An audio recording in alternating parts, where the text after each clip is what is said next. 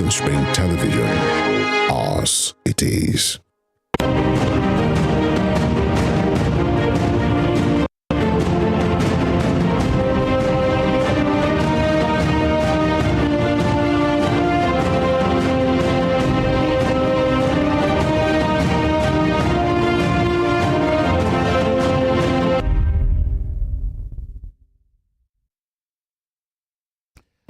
Good afternoon, and here are the top stories of the news. President Buhari expected to sign 2023 appropriation bill on Tuesday. Governor Wike denies report of deal between G5 and any presidential candidate ahead of next year's election. On the foreign scene, former Pope Benedict XVI has died at the age of 95. Good afternoon and welcome to Spring News at 12 on Western Spring Television. My name is Tunde Ido. We begin with the passage of the 2023 budget. Senate President Ahmad Lawan says President Muhammadu Buhari is expected to sign the 2023 appropriation bill on Tuesday, 3rd of January 2023. The lawmaker said this after a visit to the president in his office. He told State House correspondents that he briefed the Nigerian leader on the passage of the appropriation bill, the 2022 supplementary appropriation bill, and the finance bill, and general elections, amongst other issues of national interest. He noted that while the National Assembly looks forward to the presidential assent on the first workday of the new year, Lawan explained that the delay in the passage of the bill was owing to some anomalies in the figures presented to NAS. In the last 4 years, this will be the first appropriation bill to be assented to by the president after the new year. Meanwhile, in Akwa Ibom State, Governor Udom Emmanuel has signed into law the state's budget of 700 billion naira for the 2023 fiscal year. The figure is 2.99 billion naira higher than the budget earlier presented by the governor to the House of Assembly. The figure shows 0.4% upward review by the House of Assembly, accommodates some interventions on road, performing the brief signing ceremony during an expanded State Executive Council meeting on Friday at the Exco Chambers of Government House in Uyo. Governor Emmanuel thanked the lawmakers, budget office, and all other agencies that have played roles towards the timely passage of the 2023 budget and successes recorded by his administration in the various areas of development. He affirmed that such cooperation have aided the completion of over 4,300 inter-ministerial direct labor projects, maintaining that the different arms of the state government will continue to work together in the interest of the people. And into politics, Governor Nyesom Wike of Rivers State says himself and his allies, better known as the G5, have not struck a deal with any presidential candidate ahead of next year's election. The G5, which includes Wike, Governors Seyi Makinde for your state, Samuel Otom of Benue, Ifeanyi Ugwuanyi of Enugu, and Okeze Ikpeazu of Abia State, have been at loggerhead with the People's Democratic Party presidential candidate Atiku Abubakar in the wake of the party's presidential primary. Wike, who lost to Atiku, believes the process was unfair, and the 5 governors maintain that the PDP national chairman Iyorchia Ayu, a northerner, must resign since the crisis. There have been speculations that the group has backed a candidate for the presidential election. But the former Minister of State for Education has waved off the report, describing them as untrue. He also accused Atiku of holding secret meetings with governors of the ruling All Progressive Congress APC and failing to keep to his promise of not having the PDP presidential candidate and the party's chairman from the same region. You know the condition he gave him? One of the conditions, you know what he gave him? Tony Anini must be sacked as Minister of Works. And Tony Anini must not be the President Campaign Council. Obasanjo obliged and sacked Tony Anini as Minister of Works. I removed him from President Council and brought him back to South. And people are talking. This is a president. His own vice giving him condition. A retired general. He knelt down. My vice, please allow me to run for second tenure. Meanwhile, amid speculations over Rivers State Governor Nyesom Wike's preferred presidential candidate in the 2023 elections, his Sokoto State counterpart Governor Aminu Tambuwal says the party has lawful avenues of dealing with erring members. Since his emergence as the PDP presidential candidate earlier this year, former Vice President Atiku Abubakar has faced apathy from 5 PDP governors under the aegis of the G5 or Integrity Group. However, Tambuwal sent a word of warning to the Rivers governor and others allegedly planning to go against the interests of the PDP. He was quoted as saying he engages in political engineering and political negotiations with the G5 members, whom he described as good colleagues. Moving to Delta State, Vice Presidential candidate of the People's Democratic Party, PDP, Ifeanyi Okowa, has dismissed the chances of the Labour Party in next year's presidential election. He spoke in Abo when he led the Delta State PDP campaign train to Ndokwa East and Ndokwa West local government areas of Delta State. The former lawmaker urged PDP supporters to prevail on members of the Labour Party to return to the party so as not to make it easier for the All Progressive Congress to retain power next year.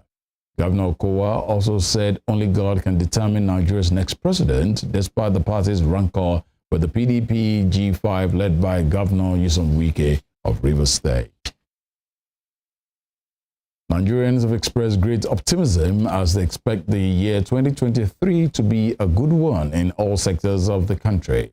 In separate interviews with Western Spring Television News, residents of Osun State who are eagerly awaiting the general election expressed hope that the year is pleasant enough ahead of the polls. Some others, however, hope to live and make remarkable achievements during the course of the coming year. I just want to live, because I'm going to finish school next year. I don't know what is outside yet. I just want to experience life, and I hope it's easy for me. Of course, I expect next year to be better than this year. And this year is good. Yeah, we thank God for that. But I expect next year to be better. Yeah, and even for Osun State and for Nigeria, I expect next year to be better because next year is going to be an election year for us. So, and I believe that after the election, other things should work better for this country. All my plans, all my agendas, everything that I planned for 2022, I make it even more than the way I even want. So I'm very grateful to God Almighty for that. So, 2023, we are hoping for the best. We're just expecting a very good year to come. At least in this new year, you know, the inflation in this year is so high. And we are hopeful that the general election will go peacefully and a good presidential election will be elected. So that is what we are expecting, and a very good year in generally. Hopefully, that the year will be better than this year. Live, eat, survive. Actually not exist, but try to live. You know, there's a difference between existing and living. I actually existed this year, so I think I want to live next year. And do things that matters. Basically, that's just it. Hey, this year was quite stressful. So next year, I just want to flex because this year was too much, and I believe life is short because people they die any seconds, any time. So next year, I want to live my life to the fullest and make memory with family and friends. Still in Osun State, the Committee of Contract Review in Osun State has recommended the immediate suspension of the Executive Secretary of Osun Health Insurance Agency, Dr. Niyi Ogini, and the acting career head of the Primary Health Care Development Board in the state, Dr. Adebukola Olujide. The committee also directed the Public Procurement Agency to immediately kick off the process to recover all the state treasury, all outstanding tending fees on contract awards to which the state government is a party in the last 4 years. The directive was issued by the committee's chairman, Niyi Owolade, consequent upon the deliberations and resolutions of the committee members. According to a statement by the secretary to the committee, Hashim Abioye, the directive followed revelations that a large chunk of fees accrued to the state government as tender fees for contracts awarded for infrastructures and supplies under the past administration was not paid to the Treasury. It noted that the illegitimate practice had resulted in loss of hundreds of millions of naira in revenue for Osun State on a yearly basis. The federal government on Friday said it was not planning an upward review of salaries for civil servants as reported in some national dailies a few days ago, saying only some peculiar allowances are being reviewed. Minister of Labour and Employment, Dr. Chris Ngige, who made this clarification in a statement by the spokesperson of the ministry, Olajide Oshundun, stressed that salary component of workers were not being reviewed. Ngige, while briefing State House correspondent on Tuesday, had said the Presidential Committee on Salaries was doing a review and was expected to come up with salary adjustment in the new year. But the minister on Friday said the increase he talked about was on the remuneration and emolument of the affected workers, especially the civil servants, adding it is still work in progress. He noted that the end product of the review of allowances will be submitted to President Muhammadu Buhari for consideration and final approval, and that this was one of the labor issues he briefed the president on that day. You're watching Spring News at 12 on Western Spring Television. We'll be right back after this break.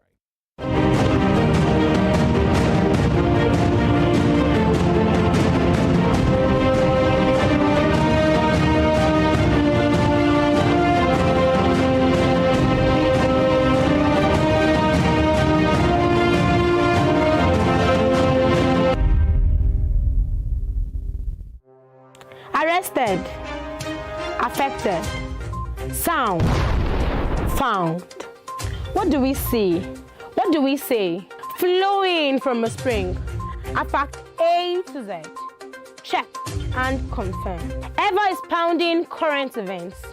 Traveling down from the business gist to the globally arising happenings, to the sports news, to the bittersweet infos. Guided transmission, even diffusion, vast and fast, detailed facts are fled. Within seconds, nuggets of words that flew across borders are fired. Stories short and long, wrapped in bundles of words, broken and dissected as it is, except misheard. This is the news as it is.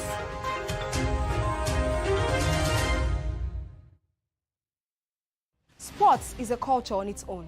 It has its own language, its own people, with their own way of life.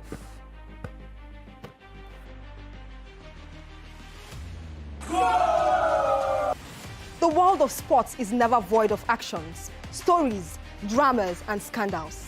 I guess you need a sports show that can walk the walk and talk the talk. On this show, we answer all your sporting questions.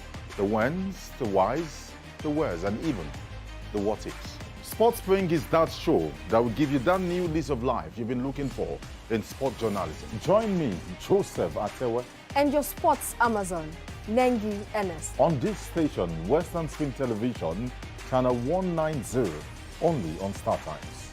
Let's talk sports. Let's speak the most universal language of the world.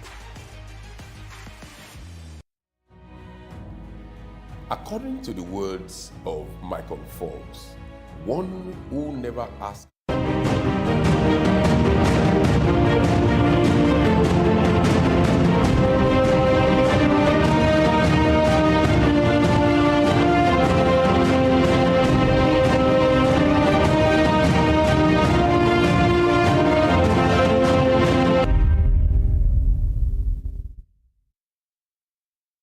You're welcome back. You're still watching Spring News at 12 from Western Spring Television.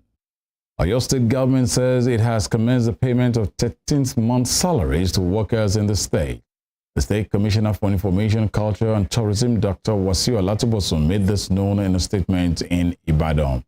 According to him, the Governor Seyi Makinde-led administration had on Wednesday promised to make the workers smile by paying 13th month salaries before January 2023. The commissioner recalled how Governor Makinde's administration, on assumption in May 2019, paid workers' salaries in spite of the dwindling economy in the country.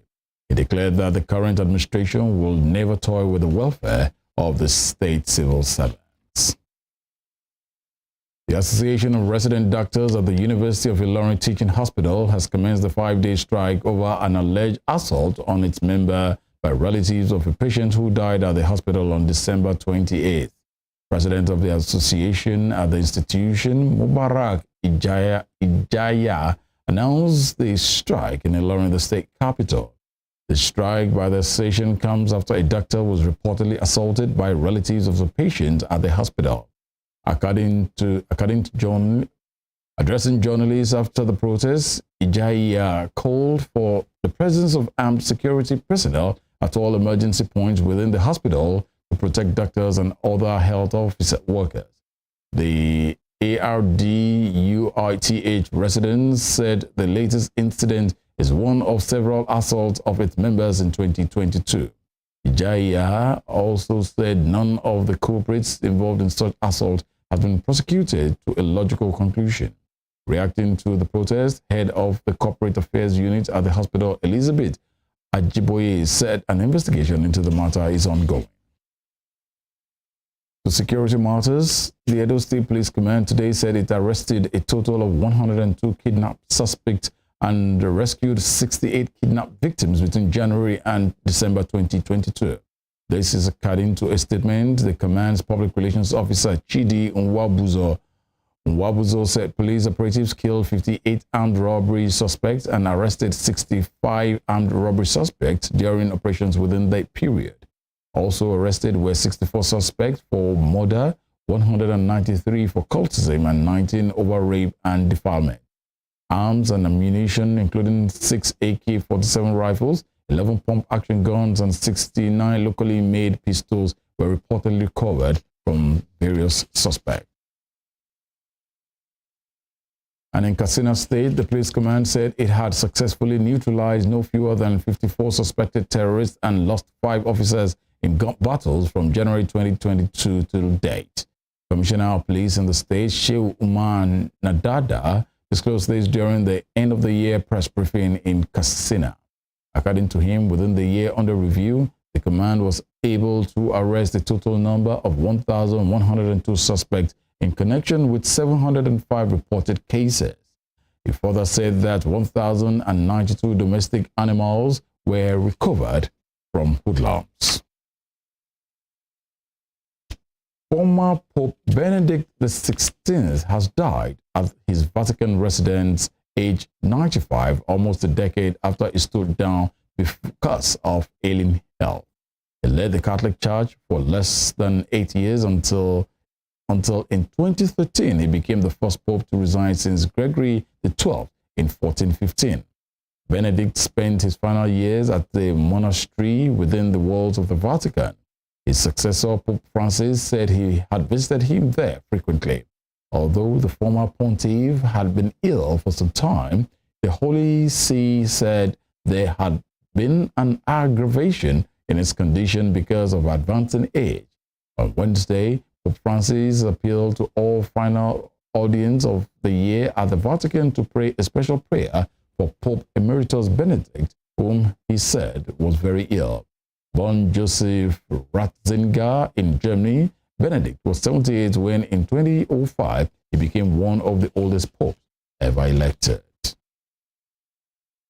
And on the foreign scene, the World Health Organization has said Chinese officials must share more real-time information on COVID in the country as infections surge.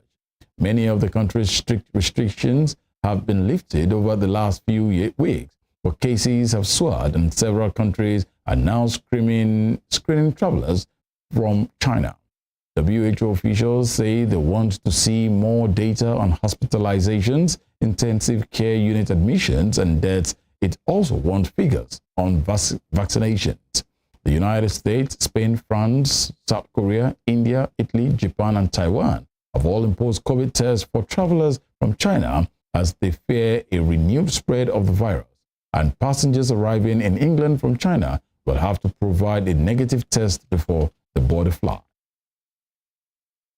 South Korea's military says North Korea has fired 3 short-range ballistic missiles towards the sea to the east of the Korean peninsula. This latest volley comes 5 days after North Korea flew drones into South Korea's airspace for the first time since 2017. North Korea has launched more missiles this year than ever before. Washington said the latest missile launches do not pose an immediate threat to the U.S. or its allies.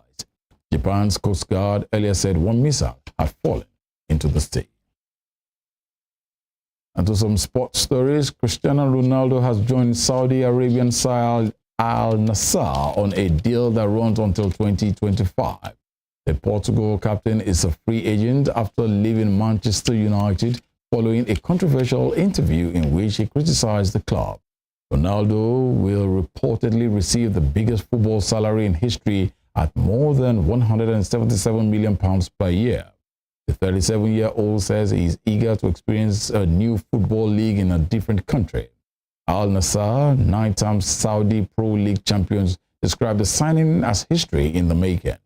The club said it will inspire the league, nation, and future generation, boys and girls, to be the best version of themselves. And in England, 2 own goals from Wout Faes helped Liverpool to a 2-1 comeback win over Leicester City, which moves the Reds to within 2 points of 4th place in the Premier League. Liverpool's first outing at Anfield since before the World Cup got off to a nightmare start just 4 minutes in when Kieran Dewsbury Hall capped through the home side's defense before bumping a finish past Alisson. But after end-to-end action, Leicester centre-back Faes gave Liverpool a massive helping hand, first somehow slashing Trent Alexander-Arnold's cross up and over Fox's goalkeeper Danny Ward before sending the ball into his own net again after Darwin Núñez chip hit a post. Liverpool's 4th league win on the spin keeps them in 6th, but they close in on Tottenham in the race for Champions League qualification. Yeah. I had that once in my career that a player scored 2 own goals. I really feel for him, honestly, because it was absolutely unlucky. The first is how can it be more unlucky? In the second one, if you ever played football, you go full speed in that situation, direction goal, you would expect the ball goes in. That's what your brain tells you. In the moment when you realize it's not going, it's going to the post, you can't react anymore. So these things happen. Yes, of course, I feel sympathy. There's absolutely space for that. But whatever I say now will not change it. So, but the boy will get through this, obviously, and Brent will help him with that, so everything will be fine. Before we end the news, here is a recap of our top stories. Senate President Ahmad Lawan says President Muhammadu Buhari is expected to sign the 2023 appropriation bill on Tuesday, 3rd of January 2023. Governor Nyesom Wike of Rivers State says himself and his allies, better known as the G5, have not struck a deal with any presidential candidates ahead of next year's election. On the foreign scene, former Pope Benedict XVI has died at his Vatican residence aged 95, almost a decade after he stood down because of ailing health. That ends Spring News at 12 on Western Spring Television. I am Tunde Idowu. We say Happy New Year in advance.